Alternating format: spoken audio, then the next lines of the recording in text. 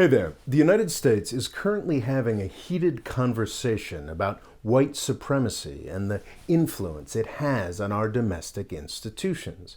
It's actually a really hopeful time here in this country. Real reform, especially of policing, looks very possible. But U.S. foreign policy is also influenced by white supremacy. This may be clearest in Yemen, an impoverished country of 30 million that has been invaded by its northern neighbor, Saudi Arabia. The United Nations has been describing it as the world's worst humanitarian crisis for years now. Journalists and aid workers gave up trying to count the dead years ago, a little while after they passed 100,000. The country has been so brutalized by Saudi Arabia's bombing and blockade that Yemen doesn't even have the capacity to count its dead anymore. 80% of the country's population is reliant on humanitarian aid. Mass starvation, cholera, malaria, and other diseases have been stalking the country for years now. With over half of its hospitals destroyed, Yemen is obviously completely unprepared for COVID-19, which is now raging through the country. Worldwide economic collapse also means that aid budgets are being slashed and remittances from Yemenis abroad are disappearing, exactly when all that money is most needed. I really don't like to be ambushed with photographs of starving or dead children, and I certainly won't force any of those pictures on you here. But if you have the stomach for it, I'd suggest seeking those images out because they represent the irreducible facts of the conflict in Yemen. Children are dying every day in this war, amounting to tens of thousands and most probably hundreds of thousands of deaths since the Saudi invasion in 2015. And why is this happening? Well, one reason is American white supremacy. It would be one thing if this was happening because of U.S. neglect. It would be shameful if the world's most powerful country was doing nothing about this in a region where we wield immense influence. But it's actually so much worse than that.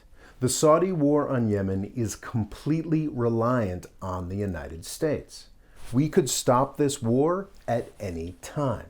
The Washington, D.C. foreign policy community has spent half a decade dodging this simple reality. We finally got the Pentagon to stop using U.S. military planes to refuel the Saudi bombers in November 2018, but the Saudi war effort remains completely reliant on the United States. A fascinating New York Times report from December 2018 documented this in great detail. Obviously, all of the planes and all of the missiles are built in the United States, but it goes so much further than that.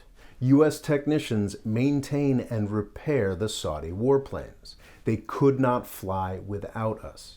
U.S. intelligence officials work closely with the Saudi military as it picks its targets.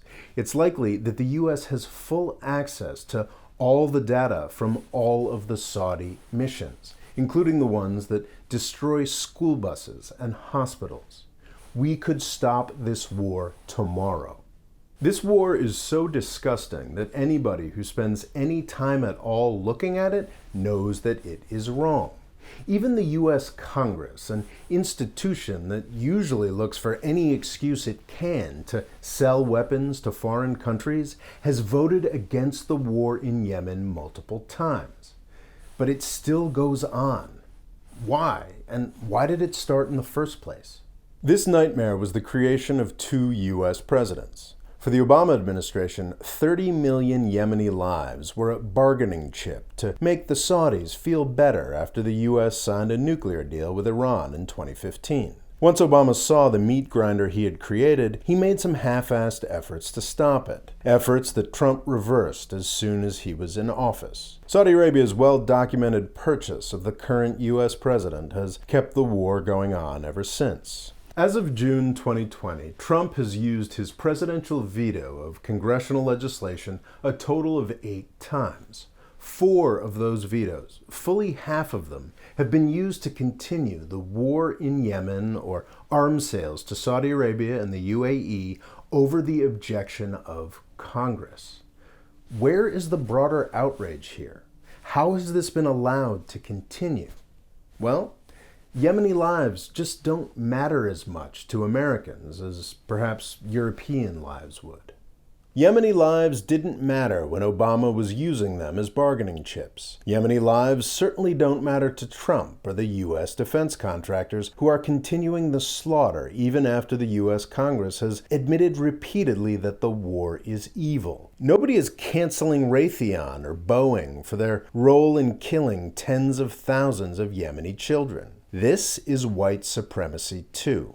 Every year, U.S. police forces kill around 1,000 people. This number is way too high and horrifically racially disproportionate. But unfortunately, policing is not yet something we can just do away with entirely. It does serve a purpose.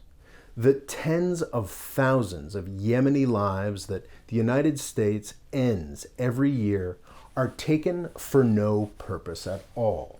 Over the past month, 7 years of hard work by the Black Lives Matter movement have been paying off in remarkable ways. Real police reform is happening all over the country, and this great struggle will only intensify. But if you really want to fight white supremacy, we have to focus on Yemeni lives as well. Yemeni lives matter. Unlike the battle for black lives and dignity in the United States, which will continue for all of the rest of our lifetimes, this battle for Yemeni lives is one that can be won immediately and completely.